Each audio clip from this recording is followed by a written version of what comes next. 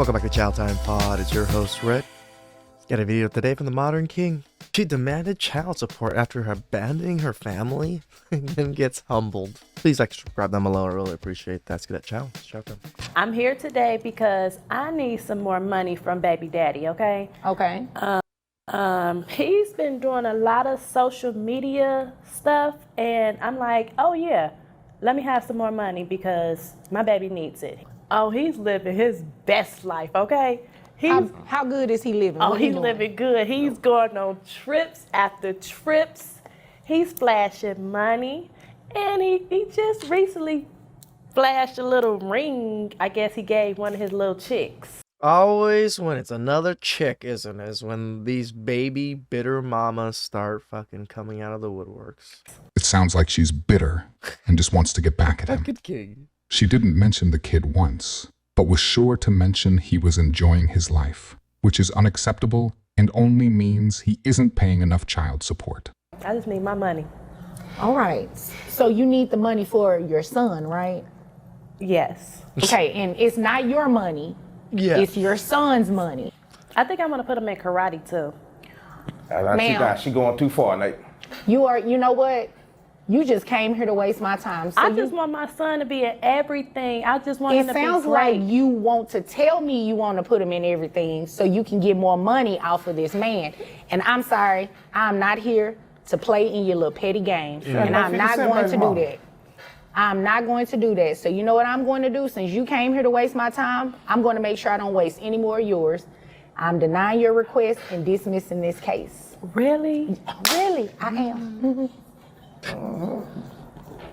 Shout I out to can't the judge. believe this. Well, I can't believe you came in here to play these games. My son needs some money. No, it sounds like you want the money, ma'am. Is there anything further?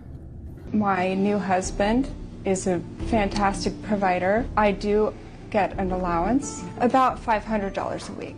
How much money does your husband make? I'm really not sure. The car that he drives was about $200,000. And you Make only more get a than that. $500 a week allowance? You know what? That's not my business. That's not the reason I'm here. $500 a week allowance without doing anything is pretty fucking nice. I wouldn't mind not doing anything and getting $500 a week. I can live my life freely with $500 a week. His success has nothing to do with me or my daughter or our daughter, and I just want a little more help. What we can do, ma'am, is make you pay more in child support. Well, how much are we talking about? We're going to base it off that $500 a week allowance that you make. So your child support obligation monthly comes out to $396. Notice how he only not that wanted much. help for his daughter, while she wanted to get back at her ex using her kid as a shield. I'm not sure why nobody wants to speak up about this, but I guess I'll be the one to do it. There is a serious shortage of attractive, eligible, mentally stable, emotionally available men. We need to get a search party together, figure out. We are in serious lack of non-promiscuous, non-whores, and just overall nice women. Where are we going to be able to find these women? Oh, I know. Not fucking here. What has happened? Where have they gone?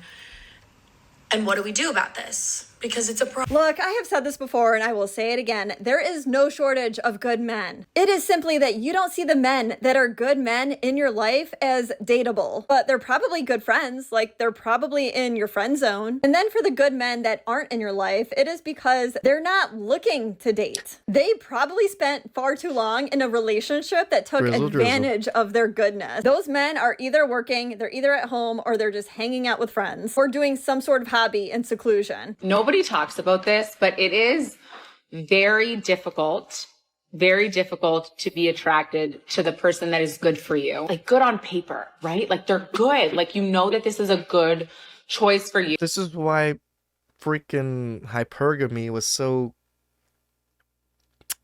controlled in a sense by society for women until more recently. Now you get to do whatever you want through your hypergamy and no man is good enough. But something is missing and you don't know what it is. It's that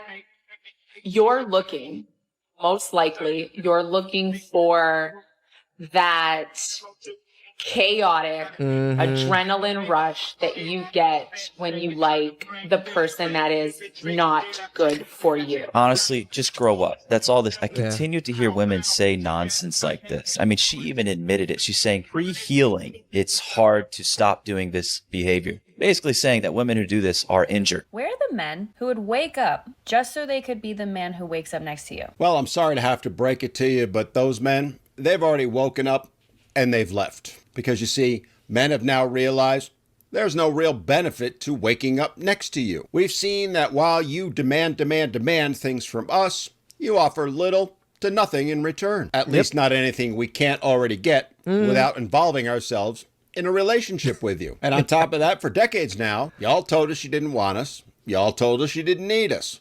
We heard you. And now we're off making a better life for ourselves. One that doesn't involve you. Would we like to have a great relationship? Sure, who wouldn't? But men have finally figured out that the risk simply isn't worth the reward anymore. And now that you guys are figured out that we figured it out, well, now you're wondering, where did all the men go? And then there's this. Like, where are the men who would walk 500 miles? And I would walk 500 miles. Now you know why I was never the lead singer in any of the bands I was in. Anyway, last I knew, they were raking in the royalties still from that song they created 30 years ago that I still can't get out of my head. And then walk another 500 miles for a total of 1,000 just to fall down at your door. No, I'm sorry to disappoint you, but there's no way in hell I'm singing that god-awful song to you. All kidding aside, the point I want to make is that women often want men to meet the expectations of things they hear in songs or see in the movies. As I frequently call it, they're searching for that perfect Disneyland prince, the one that doesn't actually exist, but yet they all think does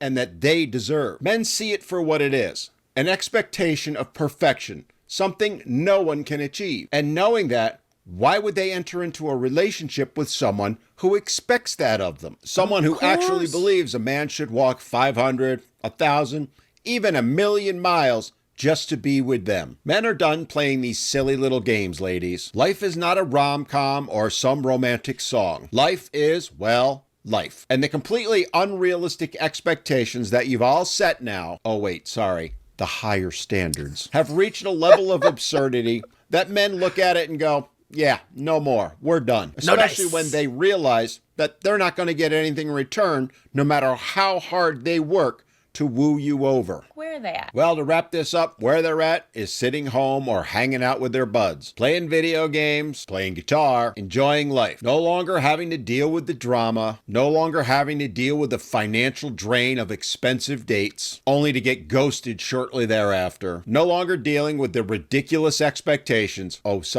higher standards that you've all set. Ladies, I'm sorry to tell you, but men didn't create this situation. You did. But men have now seen it for what it is, and they're done and walking away. And the really sad part is, they ain't coming back anytime soon. Price? No. I mean, as much as I push you guys to want to be with family, create a family, and be with women, I don't care if you guys want to be Midtown. I don't care if you guys want to do these things. It's whatever's best for you guys. I'm just telling you what I think is best. If you want to be Midtown, I think it's best for most men. If you still want a family, then do your darndest to find yourself a family, guys. That's all I suggest. Surprise. A female director behind a movie that focused on how society overlooks women gets overlooked by one of the most prestigious awards in cinema. In the real world, you don't get participation trophies. Instead, you get rewarded based on how good of a job you do. I don't give about privacy. Check his phone, check his laptop, check his computer, his work computer, his tablet, check it all. You need to be absolutely sure. And I will tell you why I advocate for this. 10 years ago, I was engaged to a man who, for the entire year that we were engaged, was giving me all of the signs that he was hiding something. I knew deep down in my gut that this man was cheating on me, but I had no evidence of it. The one thing I hadn't done, though, was I hadn't checked his phone. Now, I had the password to his phone, and I know in his mind he thought that by giving me the password that was somehow making him look more trustworthy, but he had this phone glued to his body like it was an organ. And when we first met, that phone used to go off constantly. I always heard texts come through, I always heard phone calls come through, his Snapchats, whatever. But all of a sudden, like maybe a month after we were together, he had silenced everything on his phone. I never heard any notifications come through.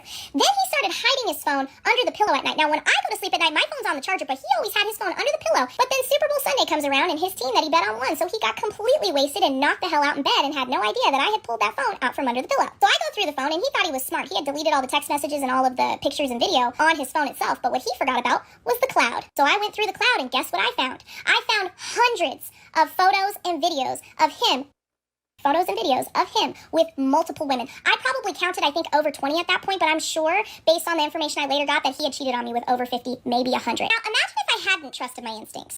Look how long she gave that man. Over a year for him to be able to cheat. Like, even though they see the red flags, they don't care. It's the man they want. Please subscribe them below. I really appreciate that. And catch you guys next time. Ciao.